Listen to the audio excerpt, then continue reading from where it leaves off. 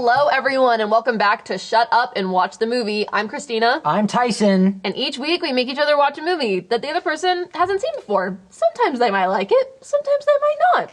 This week, we watched How to Lose a Guy in 10 Days. This was Kristina's pick. This was my pick. It's a fantastic movie. But before we get into that, we have our very special segment. The Tiny Little Movie Corner. No, that's not what it's called. What is it called? Teeny Tiny Movie Corner. You came up with the name. Teeny, eeny, meeny, little, tiny movie corner.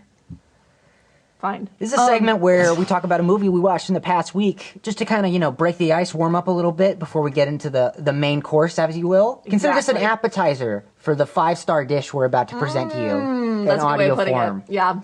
Do you want to share your appetizer first? Well, I'll just say, because I literally just came back from it before starting this podcast. I went and I saw the new M. Night Shyamalan experience, Trap, starring Josh Hartnett. I'm curious to hear about that, because I feel like that actually looked interesting, but I have very little hope for M. Night Shyamalan movies. Listen. He makes some really great stuff, and he makes some really bad stuff. I'm an M. Night Shyamalan defender. Okay. I like him because he has a style. Mm-hmm. Maybe not all his movies work for everybody. I should say, full disclaimer, I haven't seen the ones that people, widely ridicule. Oh, like Old? I haven't seen Old. Yeah, well, I've seen Old. But I think Old, I heard, is fun because it's campy, right? No, it's really not. Well, the last M. Night Shyamalan movie I saw was Knock at the Cabin, which I quite liked.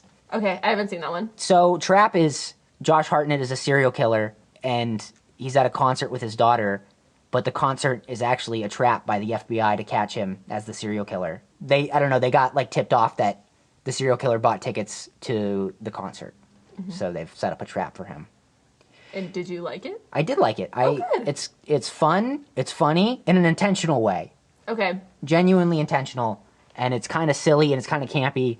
I think he fully leans into what the kind of movie it is, and there are some actually pretty good suspenseful sequences.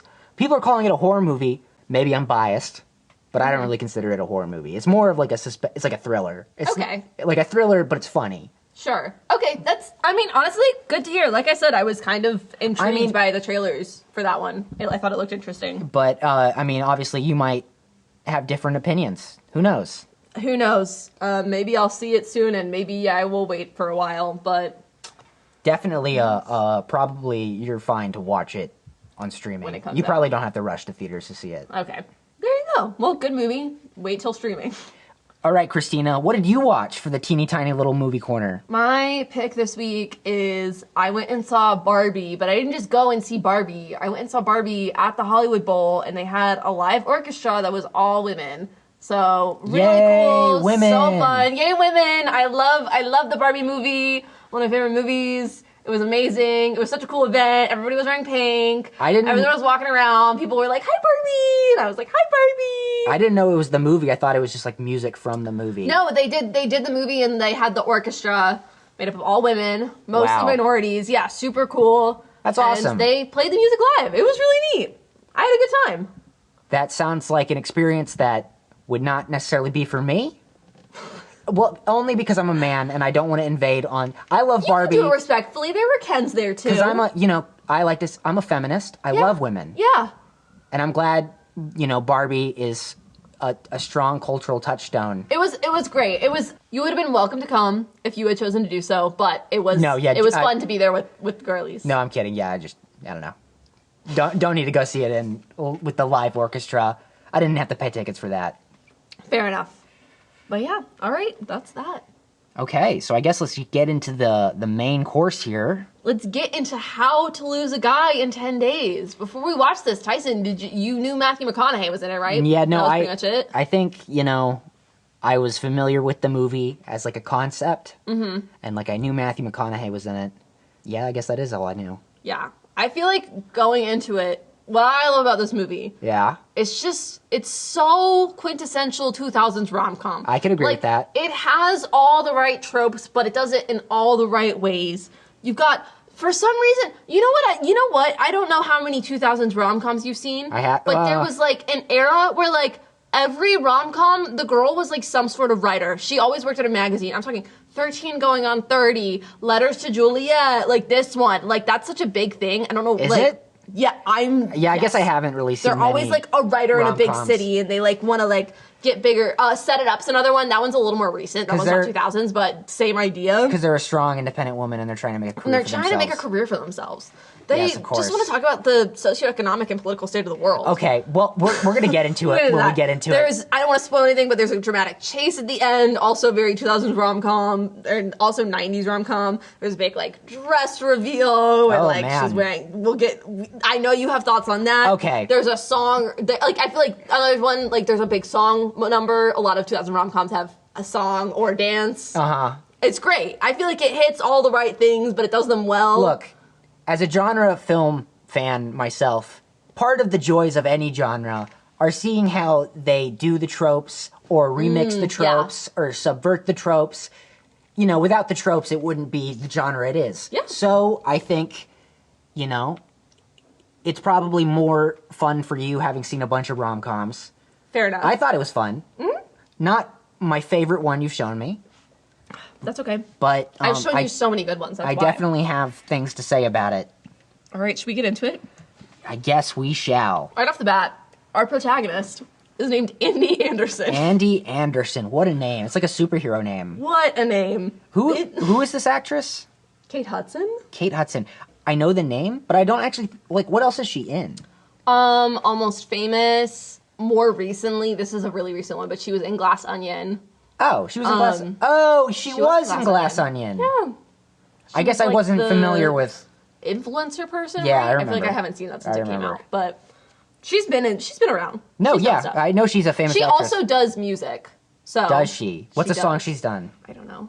I don't listen to her music. Real Kate Hudson fan you are. I never claimed to be. Not what that if I'm she's not listening one. Right now? I love her, and I just have not gotten around to her music, and I'm sure it's great. I feel like I've seen videos of her performing, and she seems like she's pretty good. But I'm sure she's a great woman. You know, I'm sure she is too. Gorgeous woman. But you know what? We're not talking about Kate Hudson. We're talking about Andy Anderson. Fuck, I got like tongue twisted on her name. Andy Anderson. Okay, so she's a writer, like you said, and she writes for like a cosmopolitan type. Yeah, like that's kind of the vibe of the magazine. A women's kind of gossip magazine. Yeah.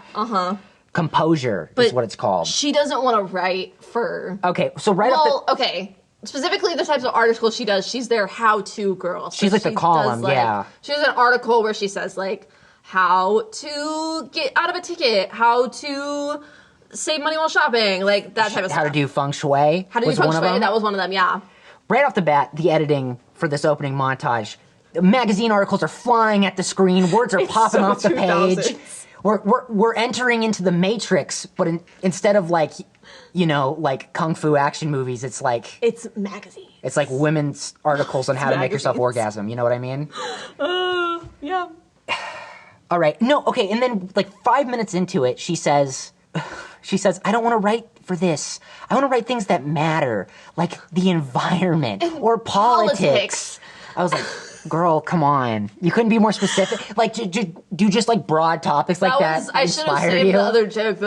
Can we just talk about the socioeconomic and political state of the world right now? Oh my God. Like, what about the environment do you want to write about? Well, she writes this piece that's like how to bring peace to the Middle East. Yeah, make it. Which, I mean, imagine if she solved peace in the Middle East. I don't want to touch that. It's crazy. I don't want her touching that.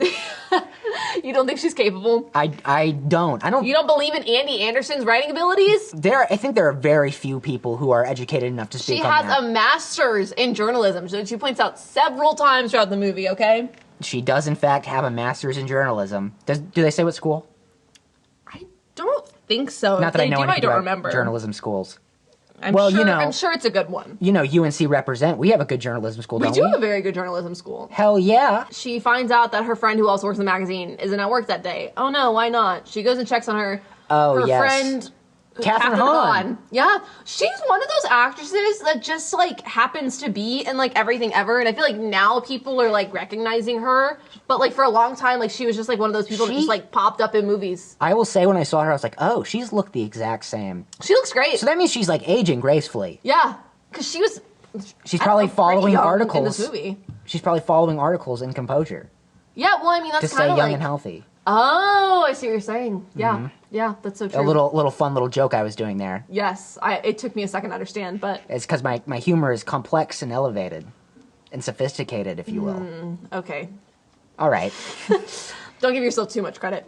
Moving on, though. So, Catherine Hahn, she's super upset and she's crying because her boyfriend broke up with her. Of course. Oh, no. And so she's talking to Andy and saying, oh my gosh, like everything was going so well. How could this have happened to me? But she starts listing all these things. And I do everything why? that guys want. And that is, what specifically? I called him a million times. I would call him all the time. I said I love him after the first date. Mm-hmm. She's like, I cried when we had sex. It was just so beautiful. Yeah. Like, there was just like a lot of things that were just like, ooh, girl, like, what are you doing?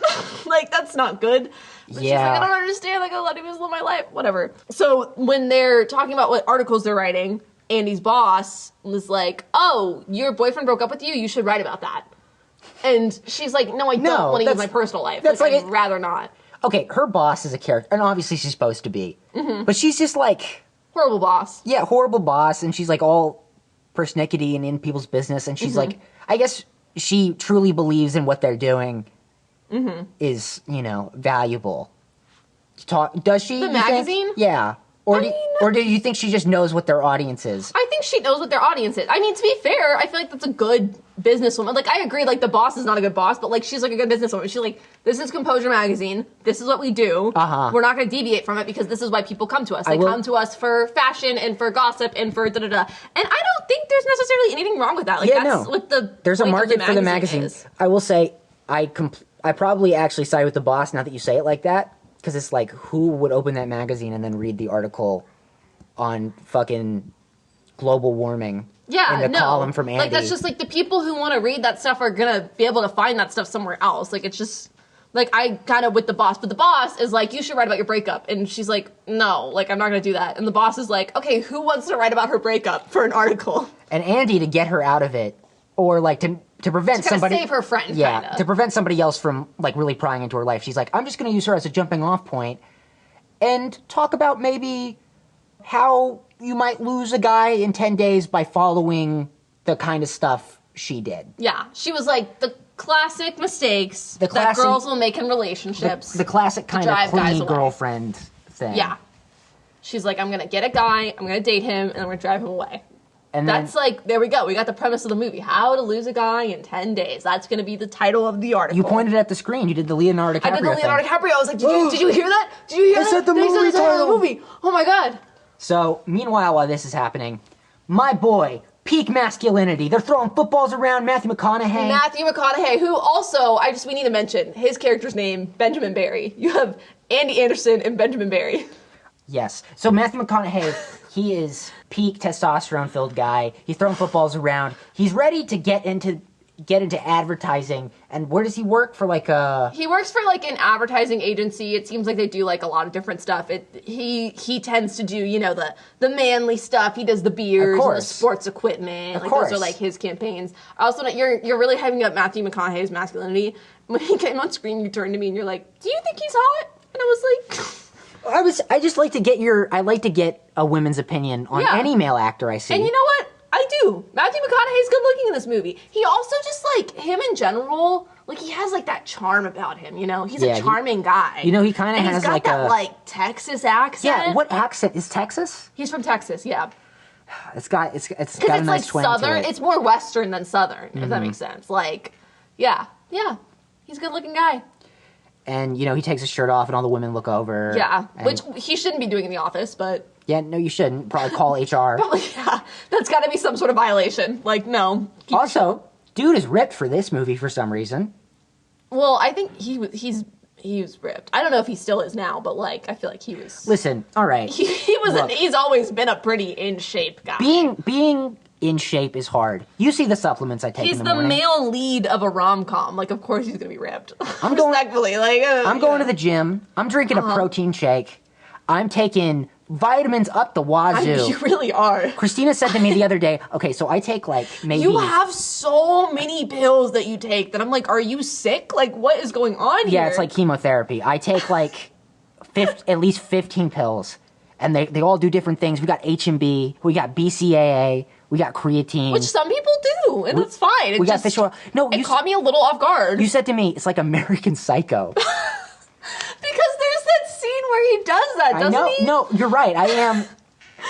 That's what it reminded me of. And I exfoliate in the morning. Do you have so many? Do you actually? No, I'm just thinking what he says. I mean, that's good for you. You could. I exfoliate in the morning and do my 300 push-ups and then take my 500 vitamins. I'm not judging. I just was caught off guard as I'm like drinking my morning coffee. You come to the kitchen table with like 10 different pill bottles. I got them. Like, oh my God. I got them in my arms like I'm holding multiple little babies. I was like half awake. It was like 7:30 in the morning.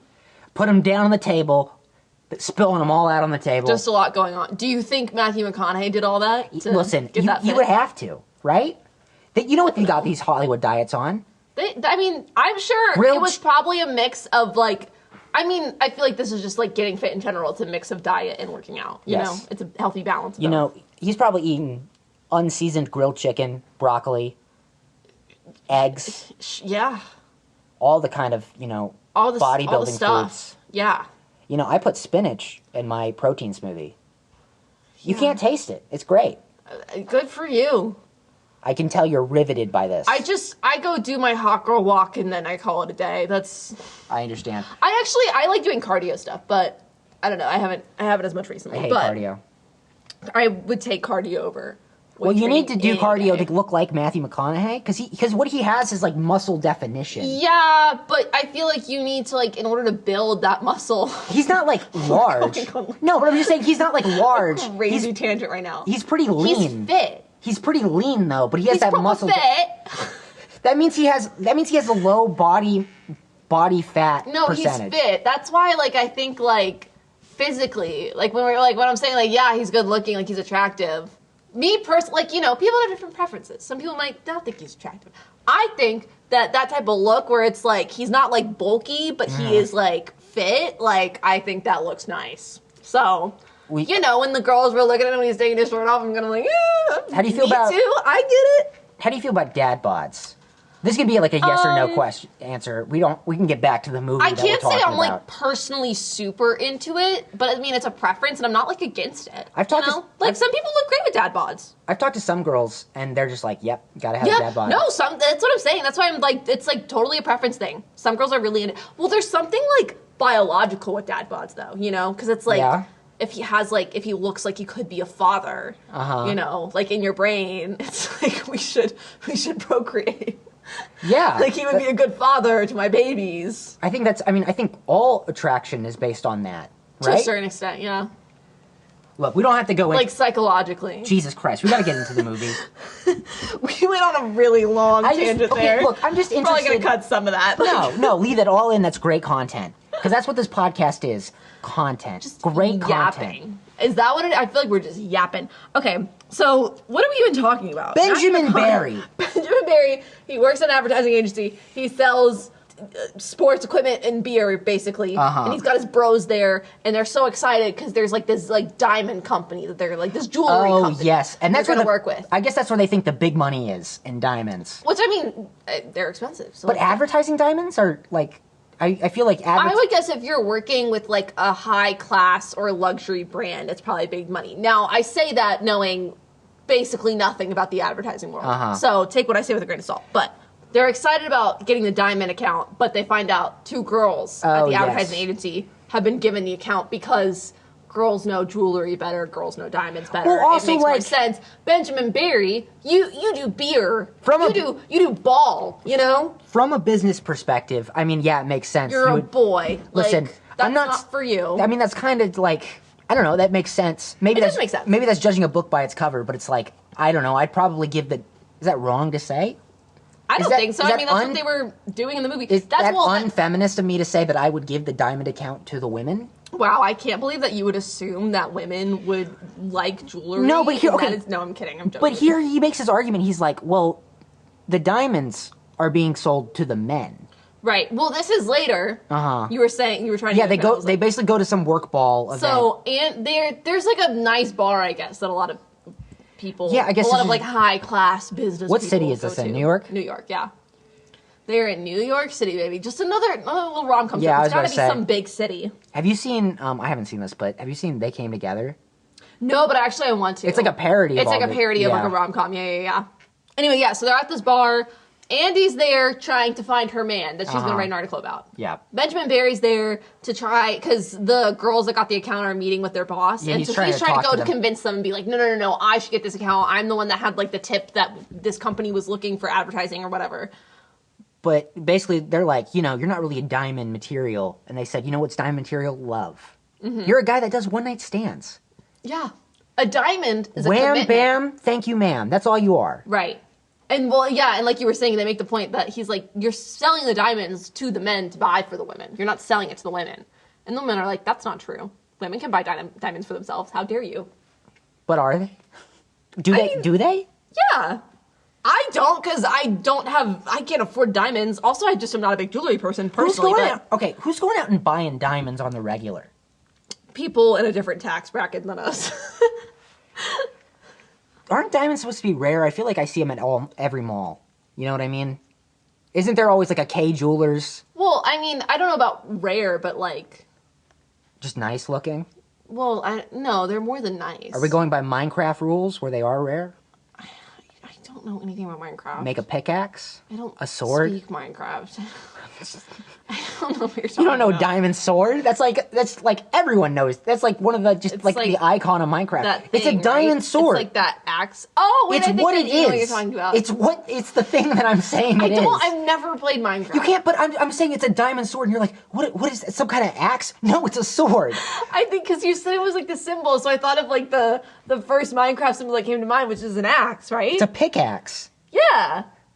Yeah, but I said sword. But I don't know Minecraft, so there's a diamond sword. I've never seen. Even if I wasn't talking, I could have been talking about anything else. That sounds like a Disney movie title. Like, what are you talking about? Like, diamond sword? Oh my god. See, this is why you would get the beer in the ball account, because you're not selling diamonds to me right now, okay? Okay, so he's trying to convince them, like, you should give me the account. Give it to me. This is mine. I should get it. And they make the point of like you were saying before, diamond's about love. All you know about is lust. You do one night stands. You never loved a woman. Like, you don't know what you're doing. And this is where important part comes in. One of the girls who had met Andy earlier, because they stopped by the magazine because they were going to put the ads in the magazine. So they had met Andy and they found out, she's doing this article, How to Lose a Guy in 10 Days. So the advertising woman sees Andy across the bar. Her brain the gears are turning, Yeah. She formulates a plan, and she's like, I bet you could not make a woman fall in love with you in 10 days. Unstoppable force, meet a movable object. What? And so he's like, yes, I could. I can make any woman in this bar fall in love with me. So, what woman do they pick? Andy Anderson. Who's trying to make the guy run away as fast as she can. Exactly. So you have him trying to, like, be the most, like, the best boyfriend, most loving, romantic person ever. Her being an absolute nightmare. It's a great setup. All right. It's a great, simple concept, and you're going to have fun with it. You know it's going to be a good time. Same thing could be said about The Strangers. Simple concept, well executed. Terrible time. Well, I'll tell you this. As we start getting into her hijinks, and we'll get into specifically, dude, this was like my uncut gems. I'm stressed out. Listen, I don't know if it's really funny. I don't know if it's about. We can get into it. But I have been on dates where I've been on dates with many cool women. I've been on dates with some people who are more like this. Who are not just doing it for an article. They're actually like that. Just some people. I've also been that person, right? All have when our you're flaws. young and inexperienced, you're like, I gotta cling to this. Yeah, we all have our flaws. And I just felt stressed for Matthew McConaughey. First, she acts pretty normal. They find their way to each other. They start flirting because obviously he's trying to get her to fall in love, and her plan is like, okay, I'm gonna act like normal tonight so I can get a guy that will be interested in me, and then tomorrow I'm gonna flip the switch and start doing all these bad things. So they leave the bar and they go get some dinner together. And they're getting lobster, which is kind of like a weird. I don't know. I did think that was weird because he's licking off his fingers. And she's got a bib on and she's ripping the bottle. Maybe that's the point though, is that they're both kind of just they're both kind of grubby in their own ways. You know what I mean? Sure. So it's and isn't that love? That's what I'm saying. It's they're more similar, and so this is one of the only times you're going to see them different, right? Where they're actually aligned with themselves, like who they really are. Exactly. So then they go back to his place. And they have a fun little sexy night, but they don't have sex. They don't, no, because there's like this whole little back and forth thing where like at first he's trying to set up for a one night stand, then he's like, wait, I gotta stop. Diamonds are commitment. Diamonds are love. He's like, it's not a one night stand, so he changes the music for, what was he playing? It's getting hot in here. Oh yeah, that's like the first song he put on. I was like, that's so stupid. Like, oh my god. I don't remember what he changes to. And then she's trying to be like really iffy, and at first she's like, oh my god, we need to slow down. And then she's like going in for it. Mm-hmm. So she leaves. One of my favorite lines in the movie, he's leaning over looking at her over the balcony. He's like, oh, you're already falling in love with me. And she rowdied us at the cab and goes, I'm gonna make you wish you were dead. And isn't this all relationships? It's so good! Isn't this all relationships? That is such a good line. So it's her delivery and the way she's like still being flirty. Like, oh, it's so good. We'll be here all day if we go super in depth and all the terrible things she does. So there's plenty. As we get into the fun and games of this. So the next day, well, okay, she leaves her purse at his place. Oh yeah, first step. Which classic move to leave something at the guy's place. A text purse, back, a call charger, or leave something at the guy's place to ensure that like, hey, we need to meet up so I can get this thing back. Like. I have friends that have done that on accident before. Have you done this? No. You're thinking about it? No. But it's funny because I have friends that have done it on accident and been like, oh, I actually don't want to see him again. But like now I have to because I have to get like... I don't know. If it's this thing back. What, the girls are laughing. I'm referencing my roommate, and she's sitting over there listening to us, and now she's giggling because she knows what story I'm talking about. This is great content. This is really good podcast material. We'll talk about that story after the podcast. Okay. It's a good story. Okay. Though. Well, basically... Or Bailey can decide not to. That's her story to tell, but... And so the guys, in a roundabout way, end up rummaging through her purse. And what does she have in her purse? Tickets to the Knicks games. What? He's a guy, so he likes sports. Oh my god! And it's like supposed to be like a final game or something. Like it's like some like championship. Or something. No, it can't be because they watched like 8 million Knicks games in this movie. I don't keep up with NBA. I don't really either. But they made it seem like they were like in, like to me, I was confused because like it seemed almost like it was like a World Series type thing because like they were like, oh, it's the third game or something. You're asking the wrong person. Like. Okay, because I don't know, I feel like I really like basketball, but I only pay attention to college basketball. Yeah, I only like college basketball. I don't pay any attention to NBA, so I was like confused, because, because the way they framed it was that it almost seemed like a World Series thing. But maybe it was just a bunch of Knicks games. It doesn't really matter, doing well but like, it's like every night there's a Knicks game. Like every night. Well, I mean, if it's in season, like, I guess that makes sense. Really? Maybe not every single night. Like every single night of the week. He's always probably like, not every single gotta watch the Knicks. Every few nights. I love the Knicks. But anyways, they find the tickets. Yep.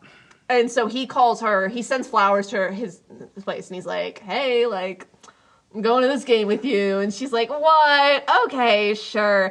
One thing I love about this movie that I think is such a good representation is the guys are standing there and they're like, yeah, like, we're reeling her in. Like, she's totally got this. The girls are on the other end, like, giggling, being like, this man is so stupid. Okay.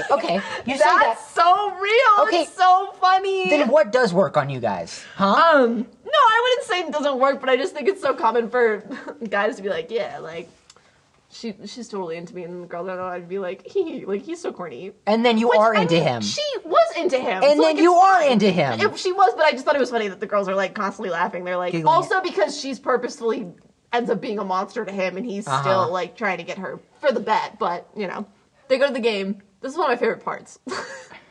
They go to the game, and then they're watching the game, and like literally with like 10 seconds left, I think maybe a little more than that, but like in the last minute or something, she's like, I am thirsty. Can you give me a Coke? And then he goes and gets the Coke, and he's trying to look at the game on the TV, and he runs back in, but then she's like, oh, this isn't diet. Yeah, makes him run back out. He misses the final shot of the game. He misses the Knicks winning. It was like a very close game.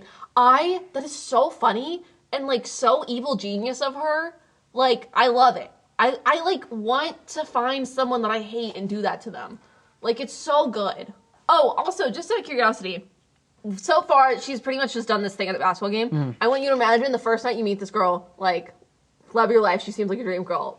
I want you to let me know when we get to the point that you would have dipped out of the relationship. I will tell you. Tell you. It's not now. It shouldn't be yet. This is the first thing. It's annoying, but it's not the end of the world.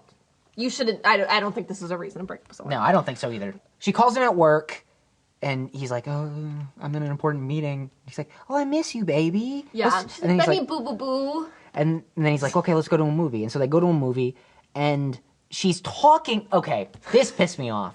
She's like talking during the movie, and he's like, oh yeah, I'm watching this movie. And he's like, if they're watching like Sleepless in Seattle, he's like, yeah, I'm enjoying Sleepless in Seattle. It's a good movie. And she's like, have you seen Sleepless in Seattle? No, I haven't. You should watch it. Maybe that'll be at some point. That's not like top of my list, but it's a good movie. It's a good one. I mean, Tom Hanks. Tom Hanks and Meg Ryan. Oops, kicked the microphone. Ooh. It's fine. But she's like, oh, you're not talking. Are you thinking about other women? Dude, you're watching a movie, which I know is the point. Which, like, that's what she says. So she's like, you're watching Meg Ryan and you're not thinking about other women. Like, you have to be thinking about other women. So then the guy behind them starts being like, stop talking. Like, we're watching, like, I want to watch Meg Ryan and Tom Hanks. And then she provokes him into, like, fighting. She's like, my boyfriend's gonna fight you if you speak to me that way.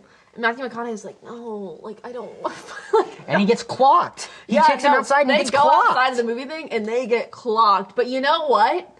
Then she feels bad and she comforts him and they have, like, a cute little moment. This is what I'm saying. These are the nice aspects of relationships also. Getting taken care of, being valued. Yeah. It's like, and that's the thing. I think is like it's trying to show you hints of like they have alternative agendas, yes, but they do have chemistry for real too. Yeah, and he's even talking on the phone. He's like, yeah, you know, the getting nursed back to health was kind of nice. Yeah, he's like, I didn't like getting punched in the face, but I mean, who likes getting punched in the face? I don't think anyone would. I don't know, maybe like guys in Fight Club. I haven't been punched in the face. The guys in Fight Club, I don't know what the fuck they're doing. They're like, yeah, we can't. I hate society, so I gotta punch something. God. Oh, I love Fight Club. That's pretty good. It's a good movie. I remember I watched that for the first time and I was like almost mad because I was like, damn, I was like, the film bros kind of ate with this one. I was like, I can't even lie. Like, it's so good. Unfortunately, the film bros are constantly right. I hate when I watch a film bro movie and I'm like, oh, like it's good. Why? No. Back to not my film bro, my rom-com, my girly movie. Okay, and then she comes over the next day and then she brings the dog and the fern. She puts like a bunch of stuff in his apartment. She like starts decorating. She leaves some stuffed animals. Is this when she brings the dog? Yeah, if I remember correctly. No, because she brings the dog into his work. Either way. Just basically the next few days is her just being an absolute nightmare and him trying to like still be with her. She brings this ugly dog. Like, I say this with love that I still would love that dog and think it's cute and like, but like, oh my god, it's like almost completely hairless except for its head. You emphasized how ugly you thought the dog was too. Well, we should not speak ill of the dead because that dog is definitely dead now.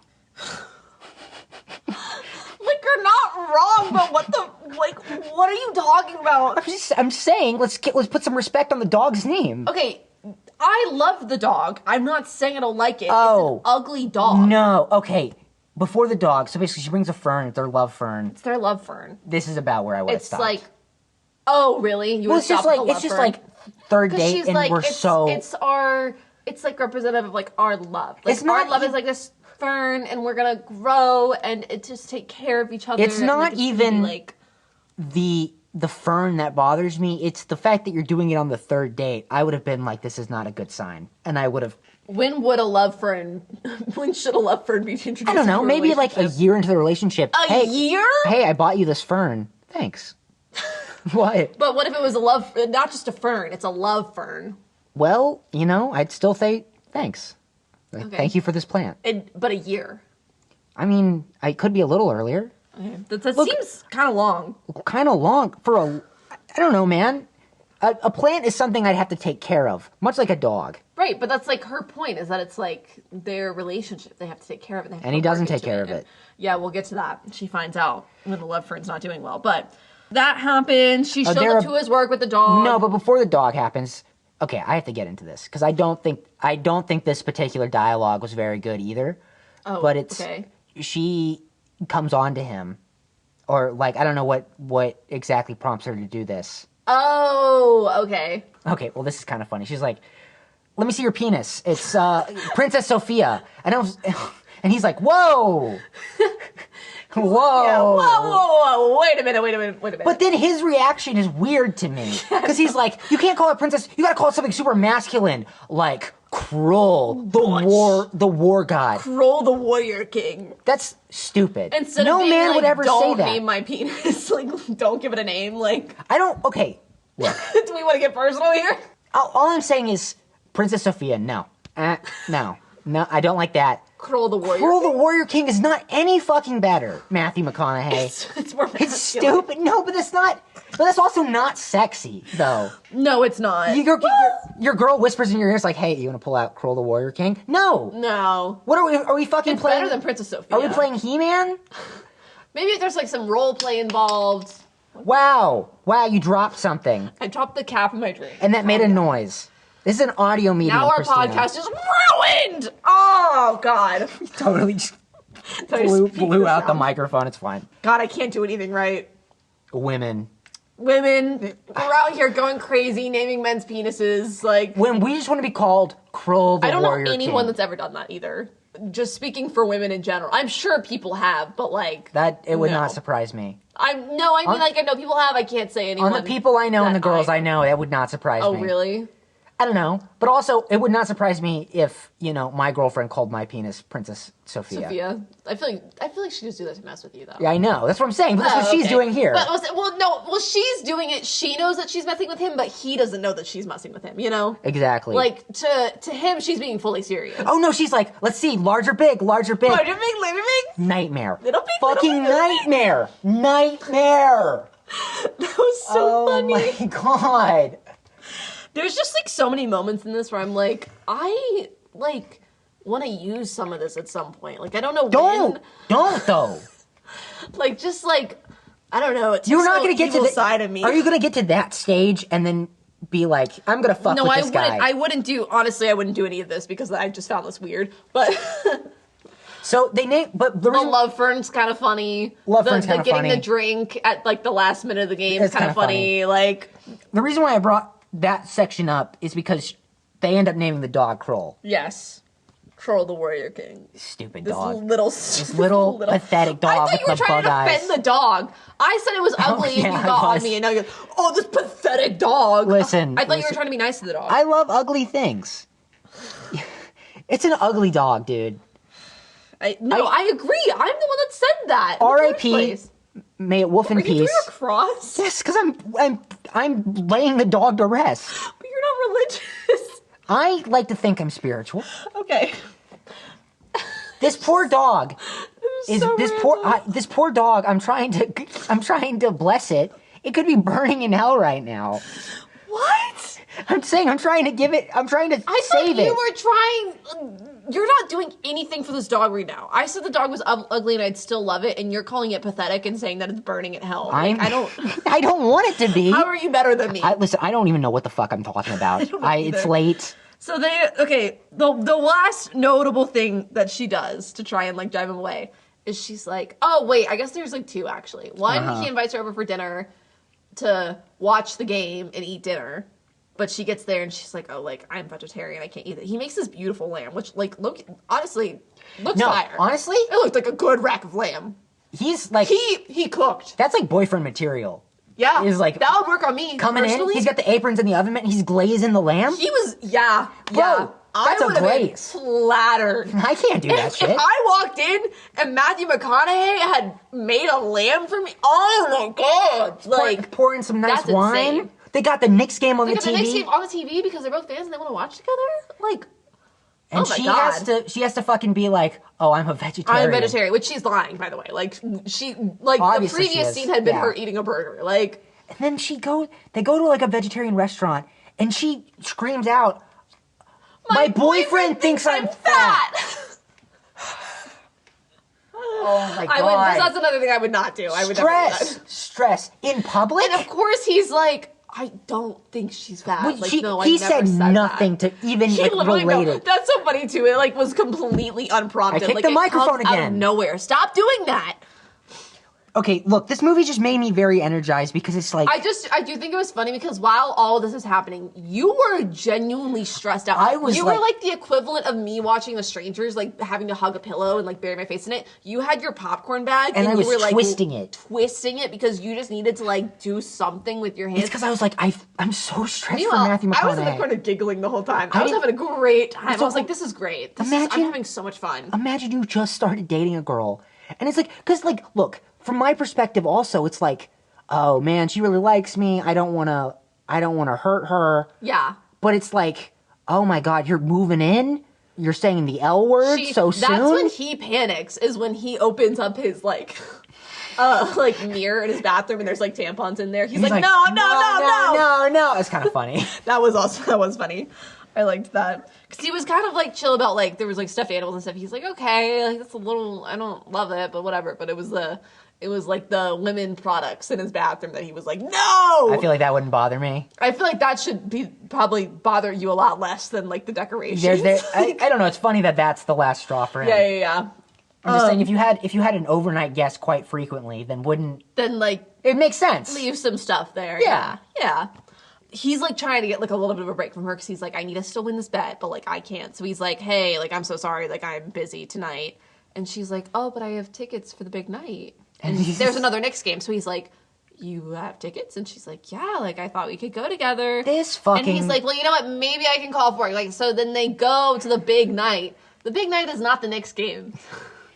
It is a Celine Dion concert. Oh, does she never actually say Knicks games? Does she just say big night? No, she's like, I have tickets to like, I don't know if she says big night, but she says like big event or something. She's like, I have tickets. Okay, that makes sense. Or she's like, I have tickets. And at this point, she's had Knicks tickets. So yeah, I thought she just lied. And no, she did not lie. She said big night or big event or like something. And like Matthew McConaughey is such a fucking man whore for the Knicks.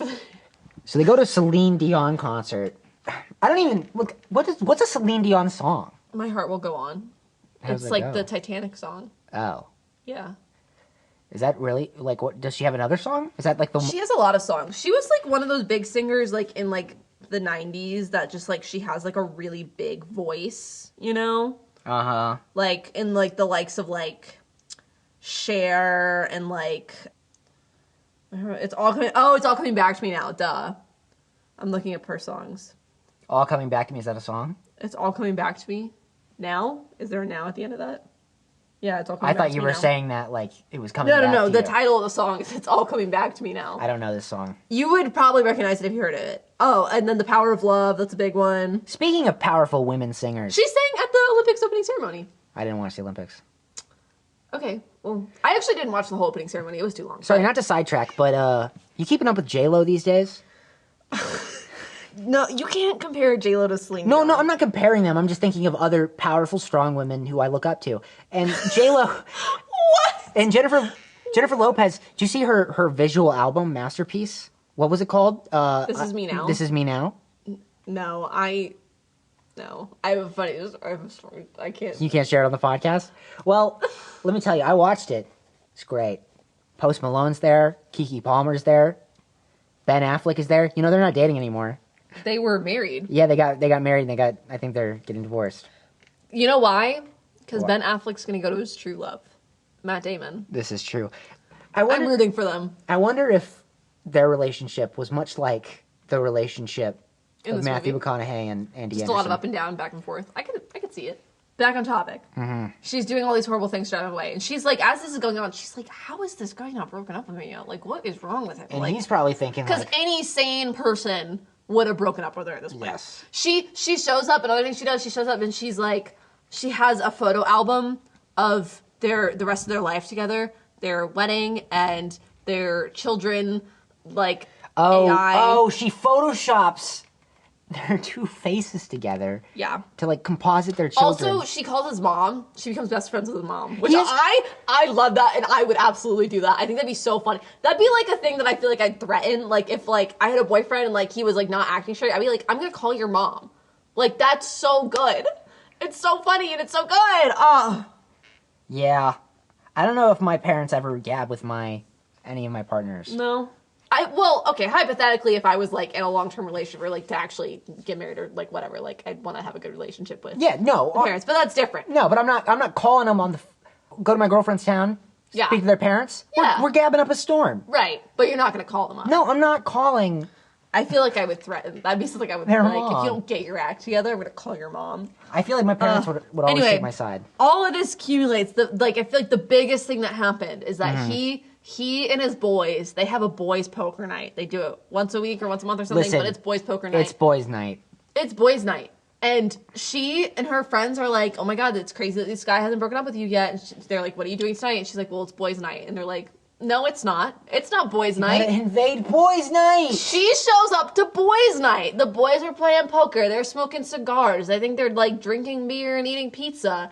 And she's putting an end to all of that. Listen, I don't want to be like promoting any kind of like sexist or misogynistic or like stereotypical gender roles in the term, but I'm just saying like boys' night, if it's been called a boys' night, that's what it's got to be. Like if you're just like in and playing poker together, like that's not like, yeah, no, I agree. Well, and also she like rational, normal version of her was like, oh, it's boys' night. Like I'm not gonna go interrupt, but like because she's being crazy for her article, she's like, I'm interrupting boys' night. There's no such thing as boys' night if he's dating me. This is true. So she starts coughing, makes them put out the cigars. She makes them eat these disgusting little cucumber sandwiches that she made. Like, it's so good. You know me. Look, I'm a respecter of girls' night. I walked in. You and Bailey were collaging up a storm with some magazines. We did. We had a girls' night a little while back. You guys were drinking wine. You were drinking a shit ton of wine. Like a concerning amount of wine. We drank a lot of wine that night. I drank a little too much wine that night, but that's a different story. And you guys are cutting out and you're gabbing on the couch. You know, toes out, feet up. I'm like, all right, I'm walking out. What? I don't know. Like you got your feet. You're kicking your feet in the air. And I'm like, all right, I'm walking away. We had a great night. That was fun. And you know what? I think boys should respect. I think girls should respect boys' night, and boys should respect girls' night. Everyone should have a night. Until it becomes a problem, but like that's a different conversation. Boys' night every night, baby. No, hanging out with the boys constantly. You know what? I mentioned the Barbie movie. We're exploring each other's bodies. And she's like, I guess every night didn't have to be girls' night. That's a quote because Ken's really upset. Anyway. Yeah. All right. So that happens, and this is almost the straw that breaks him. Like, this is when she storms out, and he's like, this is it. Like, I can't do this anymore. And his boys are like, no, you got 4 more days. Man, you got this. You got this. Think about the account at the end of this. You're going to get your diamond. Like, this is a big thing for you. 4 more days. You can do this. And then they start saying, you know what you need to do? You need to go to couples therapy. And the guy's like, that buys me 4 more days every time. That hypes them up. They're like, couples therapy. Let's go. Come on, boys. Couples therapy. Let's do it. Couples therapy for someone you dated for, what, like 6 days? Less than a week. Yeah. That's insane. That is like actually insane. So he chases after her and he's like, what if we do couples therapy? And she's like, okay. And then it closes, the elevator closes and her face is like, what? Like how is this guy still after me? Like, what is going on? Like, is he crazy? And then they go to couples therapy. And it's Catherine Hahn. It's not real couples therapy. She's pretending to be their therapist. And she's basically siding with Andy on everything. She's like, Matthew, I don't remember what Matthew McConaughey says, but he says something where he's like, no, that's not what happened, da-da-da. And Andy's like, did you hear that tone that he took with me? And then my favorite part is when Catherine Hahn's like, Benjamin, when did you realize that you were attracted to men? And Matthew McConaughey's like, whoa! Yeah, okay. Wait a minute. 2003. You got to make sure. You got to make sure no one's accusing you of liking men. Right? No, that's an outrageous claim. I like that the tone. She's like, did you hear that tone? Is just him being genuinely confused. Yeah, like she's like, yeah, no, like I just like you. The one he's like also trying to be complimentary to her, and he's like, like sometimes you're like a really cool and fun person, and then like, other times you it's just like, turn a switch, and like I don't even know who you are anymore. Which is like true because the real life Andy is very cool, but like when she becomes a monster, that fun little first flirty night they had, I would have genuinely. I think he suspects this. I would have genuinely thought it was like a mental disorder, like multiple personalities. I don't know if that's the appropriate term. I think he makes that joke at some point though.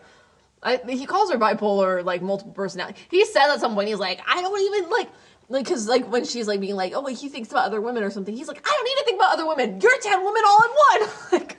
It's pretty good. That's pretty good. It's good.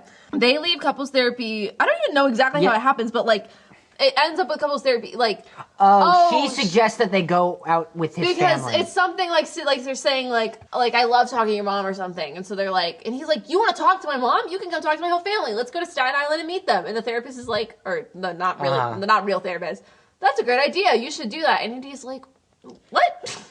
So they go to Staten Island. Okay, and here's where I get a little confused. Okay. Because she just drops the act as soon as they get there. I think she can't, like, I feel like she feels bad doing it from, like, his family, who's, like, well, also, like, if innocent bystanders, if you're stranded in Staten Island, you don't want to, like, the final straw to be when he's, because then, like, how do you get back? Right. But you know what happens? They play some card games with their family. Some card games. And they play bullshit.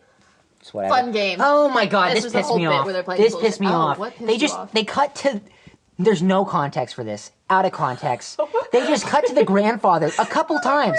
You missed the first one, but that's why the second one really pissed me off. They just cut to the grandfather sitting there, and it's just like, he just farts, right? I had no memory of that happening, and I don't think I'd ever noticed it before because I feel like it's not noticeable, but we had the subtitles on and it says farts, and I was like, what? Listen, no, it didn't even say farts, it said breaks wind. Toilet humor is whatever, right? But it's like, it was so what is it doing here? Why? I don't know. No, I fully agree. I don't know why it was there. I was like, what? I never realized there was a fart joke in that scene before. Like, you understand, like, there was a period in high school where, like, I just throw this on, like, once a week. And you've never noticed that? No, because I feel like the sound of it isn't noticeable, and the only reason I noticed it this time was because we had the subtitles on. And it said, like, breaks wind. Like, that was a really... No one acknowledges it. No they one don't make any comment about it. It just cuts to, they're having a conversation, and it just cuts to the grandfather, and it's just like... He just farts, and then they cut back. It goes back to the scene like nothing happened. Oh my god. Do you think the editor was just like shooting the shit when he did like... And they're like, oh, they're gonna ask me to take this out, and then no one noticed? And then no one noticed. I'm like, alright. That was really funny. And then they have sex in the shower. And my personal concern with this scene was that Matthew McConaughey's hotness goes down about 10 points because he's wearing a Duke shirt. That's whatever. My rivalry does not extend that far. It's not... we are UNC fans. Look, Duke bad. I love a rivalry. Duke is puke. I love a rivalry. Some people take it so fucking far. You're probably talking about me. I'm not talking about you. I'm talking about the UNC community at large. Yeah, but I think I'm part of... No, but it's like, you could have a fun little rivalry, haha, we're better at you in sports or whatever. But, like, if you meet a Duke person, like, a UNC kid will be like, I'm gonna cut you in the fucking throat, you fucking bitch. You go to Duke, you might as well have shot my dog. I mean, I wouldn't go that far. You hit my grandmother with a car. I am wary of Duke people, for sure. What did they just go to a school. Yeah. It's just a school. Yeah. I had a friend who went to Duke. I would go to Duke sometimes. Oh, well, I mean, I'm like half joking. Like, I have one of my joking. I know people go to Duke, and one of my very good friends. Some people aren't half joking, though. I'm half joking. Some people aren't. So they have sex in the shower. Because, I feel like we need to establish she drops the act while she's with the family. And so she's being her cool self, so they actually have, like, good chemistry, and they're getting along. And I guess he's just, like... and being very flirty. Put all that behind him. And I think during this, she's kind of realizing, like, oh, wait, like, I actually kind of like him. Like, I don't want to, like, drive him away. He's good with his kid, like, the kids in the family. Yeah, that's hot. Guys who are good with kids. So I've heard. Oh, my God. That's hot. We're talking about, like, oh, he's so fit or whatever. No. Guys who are good with kids. Look, I'll treat a kid with respect. I generally don't want to be around them. And that's fine. And there's nothing wrong with that. I'm just saying when guys are good with kids, it's like an especially hot trait to have. So I've heard. Like I was kind of saying earlier with the Davenport thing. Like, I think it's something biological. It's like, he's good with kids. I should have my kids with him. I don't know, because I don't know if that's the same for me. Like, if I saw a girl taking good care of kids, like, it just doesn't... Not that there's anything wrong with it. That doesn't trigger in my... Sure. Like, no, I see what you're saying. The procreate alarm bells in my brain. I don't know. It triggers them in mine. I'm like, oh my God, he's good with kids. This podcast is crazy. Nice. We got a little saucy on this podcast. I was saying, I'm talking a lot about my personal preferences in this podcast, but I don't know. I'll say it. It makes no difference to me. Well, I mean, don't like be a dick. I wouldn't not date someone if they were like not necessarily like interested in kids. I'm just saying it's like a bonus, you know. It's like yes. It is a turnoff if they're bad with, like, if they're like hitting a kid. No. Oh well, yeah, if they're being abusive. Yeah, I don't want that. Yeah, that's just like bare minimum being a good person, I guess. But okay, the weekend, their visit to Staten Island goes really well. She likes the family. It's going really well. Blah, blah, blah. They have a genuine connection. And she tries to get out of the article. She does, yeah. She's like, I feel like I can't write this. And her boss is like, that's too bad. You work here. We pay you to write the article. And the only reason she's, like, fully committed to it still is because she's under the impression that she'll get to write about, you know, politics or the environment. Yes, because you're right. Because I think her boss told her, like, if you write this article and you can write about whatever you want. You can write about whatever you want. So, it's the end of the 10 days. And they're going to this event for the Diamond organization. Mm-hmm. Andy gets invited because Ben's, you know, the advertising agency gets invited basically, and so he's her plus one. Yeah. She shows up. We got to talk about this. She's wearing an absolutely iconic dress, like just like in the rom-com Hall of Fame. Okay, this is what I was saying earlier. I was like, in classic rom-com moment, girls wearing like a beautiful dress, and the guy's like, wow. Crazy, like she looks so good. So I got some opinions on this dress. It's so iconic. It's yellow. It's floor length. Is it really that iconic? A low back. Yes, it's so iconic. Sabrina Carpenter, for her birthday this year, she wore like a recreation of it. I'm being so serious. Like, it is such a big deal, and it's yellow. Do you know how hard it is to wear something yellow and look good in it? Not many people can do it. Is it guys hard? or girls. It's hard. Have you ever tried to wear yellow? I guess you're right. I guess I never. No, I have that yellow shirt I wear. You know, I went to work. I have a yellow button-up shirt, and I went to work, and they were like, "Hey, that's a cool shirt." I'm not even fucking with you. I believe you. I just don't know what shirt. And then I was eating a meatball sub right after somebody said that. It's like a comedy act. I got meatball on the shirt. So you like didn't pull off yellow? I guess not. I have like one yellow top, but I'm like so wary of buying yellow stuff because like yellow stuff, it's just like hard to look good. Like it's just, and she pulls it off. She looks so good, and then she has like the yellow diamond necklace because they like hand out like diamonds at the event. All right, we gotta people to wear. We gotta wrap this up because I'm burning up in the Posit Clodcast. Okay, so I said Posit Clodcast. We've also been talking for a really long time. The Closet Podcast. We got a lot of banter on this one. We're really energetic today. Okay, so here's my thing about this dress. Okay. Well, you mentioned at the beginning. Because I was like, oh, like, look at it. That's so iconic. I was like, it's all right. Look, I guess let me disclaim this by saying I'm not like a dress expert. I'm a man. But it has like a little, it's not a belt, but it's like they have like a thicker piece of fabric in the waist middle area. It's kind of like a belt looking thing. Location. Yeah. And I'm like, well, wouldn't the dress be sleeker without that? But then you went back on that. No, because then I thought about it and I was trying to picture it with my head and I was like, you might need something there. You know what's funny about this was that our other roommate, Jack, walked into this part and you asked his opinion on the dress and he was like, both of you are wrong. He was like, I don't like it, but like, it's not because of that. And I was like, oh my God. I was like so frustrated because our girl roommate Bailey was not home and I was like, I'm not going to sit here and explain dresses to you guys. Like, I'm not going to do it. Well, you know what? Are you saying men can't wear dresses? No, I'm saying that you two as straight men trying to tell me why the dress doesn't look good, I was losing my mind a little bit. Men wearing dresses has had a whole new, like... I never said anything about men wearing dresses. Are you planning on wearing a dress anytime soon? I'm just saying, I didn't think so. Okay, if I get invited to the Met Gala, don't you gotta do that? Like, isn't that like something you have to do? No, not necessarily. Everyone's wearing a dress to the Met Gala. Pete Davidson, Harry Styles, I'm sure. Maybe Kid Cudi wore a dress at one point. I mean, a lot of people just... Look, I'm not saying I'm gonna wear a dress. I'm just saying, like... I don't even know how we got into this. This is not the point that I was trying to make. I'm talking about Andy Anderson's yellow dress. I wouldn't wear this dress. I would hope not. I don't think it would be good in this dress. I don't think it'd be very flattering on my figure. Yeah, I don't think it would either. You do not have the same figure as Kate Hudson. That's interesting. That was not a stab at your figure, by the way. Thank you, by the way. For destroying my physique. For making me feel self-conscious about myself. I don't think you want to have the same physique as Kate Hudson. No, I don't. I want the physique as Matthew McConaughey. You're getting there. You got it. I go to the gym every morning. I'm drinking spinach in my smoothies. You're taking 15 pills. I do, yeah. Okay. They're at the party. Basically, the jig gets up.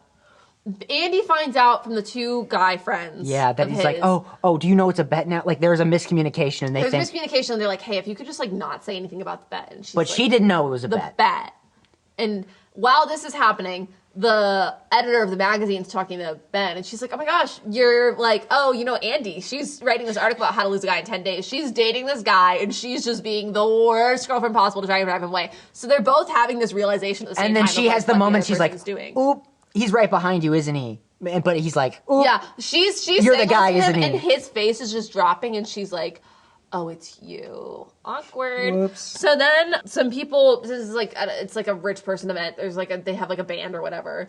And so they go up on stage. Andy's been drinking a little bit. She just got this really bad news that this guy has been trying to make her fall in love for a bet. So she goes on stage and she grabs the mic and she's like, hey, everyone, this is great. I think you all need to meet Benjamin Barry. He's going to sing a little song for you. So he goes up and grabs the mic. He's like, well, Andy, don't leave me up here alone. We're doing a duet. So they get up there. They sing a horribly drunk, out of tune rendition of You're So Vain. Yeah. Because I think they play it earlier. Like earlier in the movie. It's like a callback. It's their song. I feel like that's a bad song. It was a payoff to a setup. Song. It was a payoff, and it was good because she's like, you're so vain, Ben Barry, you're so vain. Yeah. Like, she's singing to him. They're singing, they're going back and forth. They're kind of also just like yelling at each other on stage.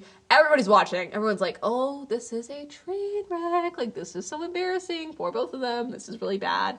Until eventually she runs out. She's like very upset. They're broken up. They have that big moment, the classic rom-com, the miscommunication. Yep. They gotta break up where he's like, well, you were just using me for your article. And she's like, and I was just for a bet. So this is pretty late. They're both wrong. To be fair, they're both in the wrong. I'm surprised they didn't do this earlier because this is honestly pretty late in the movie to be doing this. There's only like 15 or so minutes after this.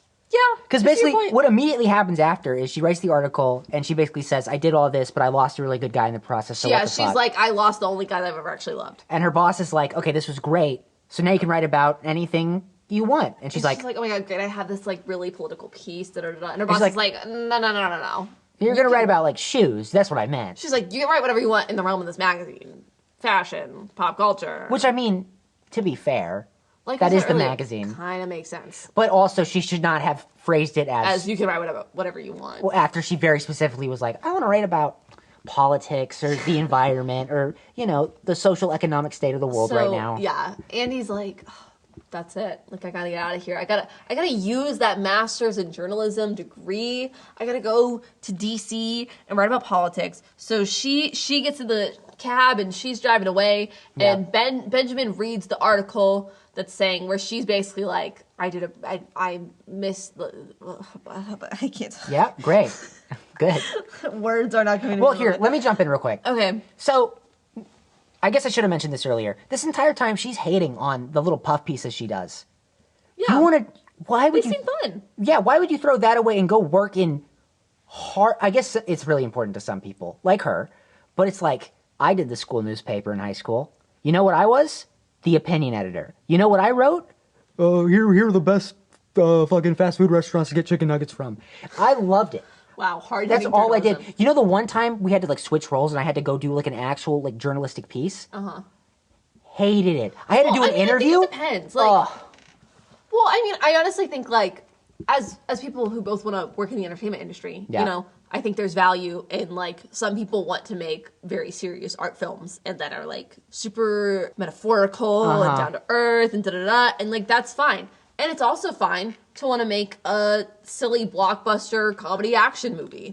Both are valid. Sometimes you want to make Minari, sometimes you want to make Twisters. Yeah. And that's what happens. And both are cool and both are fantastic in their own ways. So I think Andy, I don't think she's trying to put down composure. No, she's just like, this isn't what I want to do. I'm just saying, like, if I were in her position, I got the dream job. You just get to fuck around and write about it. Write about a little how-to article, easy. But I think there's a difference between people who want to, like, write because they like writing versus people who want to write because they want to, like, provide something to the world. You know what I mean? Sure, yeah.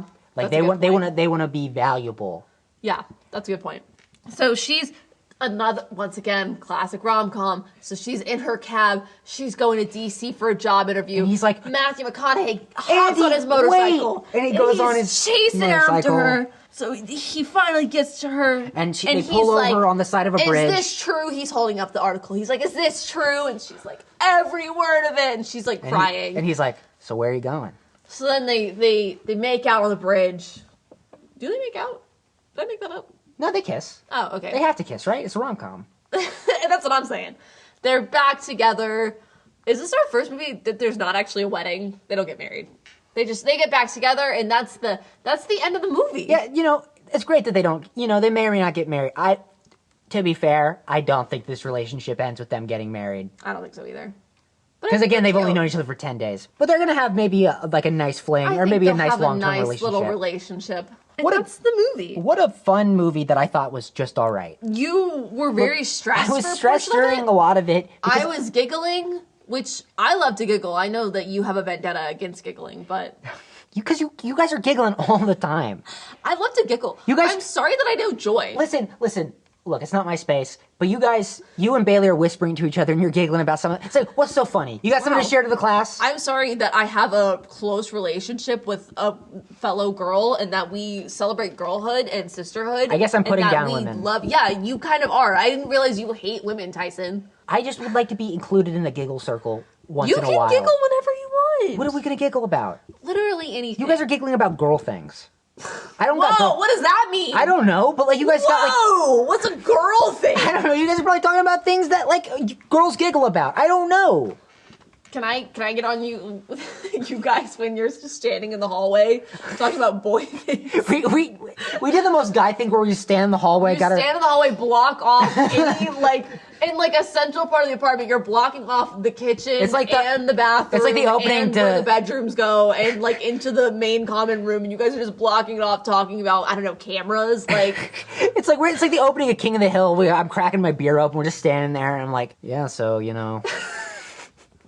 does that work today? And then if I want to get through, I have to be like, excuse me, I'm sorry, And then you're giggling. It's like hee hee hee, and I'm like, shut up. Yeah, sorry. I know joy. Sorry, womanhood is a beautiful thing that I like to celebrate. Manhood is nothing I like to celebrate. Let me tell you this. Just blocking off the walkways. It's so hard to constantly be the provider. You know what I mean? I'm joking. I don't provide for jack fucking shit, dude. Anyway, all right. What do we? Well, I think we're done. Yeah. Well, we gotta. I think that's the movie. Any final thoughts? I liked it, but barely. I think there was a lot of funny jokes. Barely. But I think I was so stressed because I don't know. I just felt for Matthew McConaughey's character because I was just I don't know what I would. That's really funny because I don't know what I was expecting your reaction to be, but I did not expect you to be stressed and anxious. The entire time I was thinking, I was like, oh my god, what if I was in this position? I was I don't know how to I was giggling, having such a fun time. If anything, I was wow, I wanna. That's great. I mean, not that I would. If I was in a relationship and I enjoyed my partner, then obviously I would not want to drive them away. But I don't know if they were pissing me off a little. Maybe cause some mischief. Nothing too crazy. Not some of her crazier stuff. I wouldn't crash boys' night. Thank you. I wouldn't. Again, I won't crash girls' night. Okay. I think that's a good ending point. Good ending point of mutual respect to leave on. For this week, but you better hold your horses because we're going to watch... Oh, speak of boys' night, we're going to watch Zack Snyder next week. I knew it was coming. I knew it was only a matter of time. Look, honestly, it's in the bio of the podcast. I talk up Zack Snyder a lot. We haven't watched any of his movies yet. We haven't watched any of his movies yet. And look, I love Zack, right? He's a guy, he clearly knows what he wants to do. And you know what? He gets shit for it. He gets shit because he does what he wants. Listen, here's my thing. Zack Snyder, if you're listening, I don't hate you. I don't think I've seen... The one Zack Snyder movie I've seen is 10 years ago. I watched The Guardians of Ghoul or whatever that movie's called. That's not the one you should have watched. That I was a child, okay? I watched the movie made for children. Okay, here's the thing about that. I have not seen any other Zack Snyder movies. Something about that movie is... It's an epic... mythological owl movie, and it's orchestral music, except for one time they needle drop an Owl City song, and it's so out of place. And the only reason they did it was because it's called Owl City. It has nothing else to do. I actually really respect that. I think it doesn't fit. They just put it in because it's owl movie. Owl, and it was Owl City. Owl. It's around the time Fireflies was probably popular. That's really funny. No, I think... But here's the thing. I have no... on him as a filmmaker, I really don't have an opinion, because that's the only movie I've seen, and I watched it 10 years ago. I don't have, anything against him. It's just, the fanboys, the Zack Snyder fans. Look, I don't... They're a lot. I don't... And you're one of them. I know. And it's just a lot. No.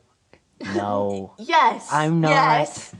Don't lump me in with them. You say you're not, but do you know how many times you have talked to me about Zack Snyder? That's different than being a Zack Snyder. Zack Snyder fanboys are guys that are oh my god, I can't believe they gave DC films to James Gunn, and it's not Zack Snyder. James Gunn can fucking suck my dick because he's not Zack Snyder. I like James Gunn. Yeah, I like James Gunn too. And you know what? That leads us into what we're gonna talk about next week, and I'm going to make you watch his Dawn of the Dead remake. Okay. Which is directed by him. Uh-huh. And it's based on a screenplay written by James Gunn. Whoa! Look at that. It's actually probably... It's almost like the superhero directors can live in harmony, you know? They can coexist. They have no ill will towards each other, but the fans... It's just the fans. The fans want to make fanboys. Mountains out of molehills all the time. But it's a, it's Respectfully, I'm like, I had my Marvel phase. It's probably one of his better movies. I was debating between this and Watchmen, but Watchmen, I feel like is, it's kind of like a 3-hour epic. So I was just like... I mean, I made you watch Sound of Music, but... Yeah, but Watchmen, I feel like we have to have a deeper conversation that I honestly just don't want to do for next week. Fair enough. I don't know anything about Watchmen. Dawn of the Dead, I've actually seen the original one. I love the original. It was a good movie. Look, I like both of them. I really don't know anything about. The only knowledge I have going into this is that I've seen the previous movie. I don't know how this movie's different or if it's like the same thing or like I don't really. Well, I'll tell you this: it's got the dad from Modern Family in it. What? Oh my gosh, let's go! Are you being for real or are you actually excited? I'm being serious. Phil? I don't know. I haven't seen Modern Family. The dad. Yeah, of the main white children? dad. Yeah, not like the old grandpa dad. No, the main guy, the main dad. Phil, let's go! I'm not messing with you. I'm so hyped. Like I love him. Great. He's That's great. awesome. Is he funny in Dawn of the Dead? They give him like a funnier character. Yes. He's kind of like a smart ass. Phil, I love you. Let's go, so Phil Dunphy. I didn't realize. I was just taking a wild guess that you might have liked Modern Family. I do like Modern Family. All right, so we're gonna get into that next week. Yo, what's up, guys? You just listened to another episode of Shut Up and Watch the Movie. Shh. Let me do the outro. You sound like a YouTuber from 2014. Yo, what up, guys? You just listened to another episode of Shut Up and Watch the Movie. If you want to get up with another radical episode of this podcast, you can reach out to us at shutupandwatchpod@gmail.com, or, maybe you can connect with us at shutupandwatchpod on Instagram, or shutupandwatched on letterboxd. We actually do have a little website that I like to cradle and nurture as like my tiny little baby. Well, I like to think it's very important to me, and you try to take it away from me, and I won't let you take it. I think earlier you mentioned you like ugly things, and you love your ugly website. And it's a beautiful, ugly little website that's, bright yellow, bright purple, Comic Sans all over it. It's really nice. And you know what? If you like the show and you want to help us out, you can follow us on either Apple Podcasts or Spotify, rate us 5 stars, maybe leave a positive review, though I don't know why you would. After the past string of episodes, I feel like we've been all over the place. I just want to say thank you to our great friends that helped make this podcast possible. Ronan and Lily for the edit, Bailey Johnson for that kick-ass logo, Justin Hicklin for the sound tag you hear at the beginning, and I think maybe it fades out at the end. It does. And did you know, Kristina? No. What is it? If you share this podcast to someone that you think might enjoy it, I didn't think of something.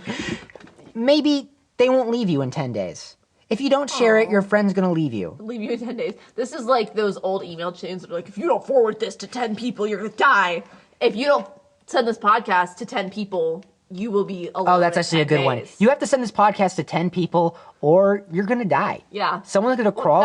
I wasn't going to say die, but. Someone's going to crawl into your window while you sleep. You always take it too far. What do you mean? I was making a silly little joke that was like, oh, send it to 10 people or you'll be sad. I used to have this fear as a child where... Sorry, we're going to end the podcast here in a second. We're going to end the podcast here in a second. We got to end it. But I used to have a fear as a child, and because my window used to face out into a dark forest. And I would constantly look at the dark forest, and I would think, I read like creepypasta about like Jeff the Killer or something. And I used to be so scared that a man with a knife was going to crawl up into the window, come into my window while I was sleeping and kill me in my sleep.